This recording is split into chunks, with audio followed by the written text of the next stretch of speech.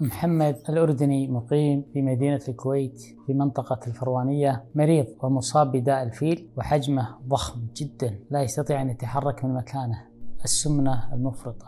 وكذلك داء الفيل أقعده على الأرض، أصبح طريح الفراش، لا يتحرك من مكانه أبدا، يأكل ويشرب وينام ويقضي حاجته في نفس المكان.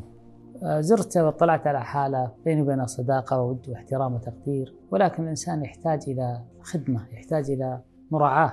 وأهله خارج الكويت، إلا أخ له معه في نفس الغرفة، في غرفة واحدة يسكن.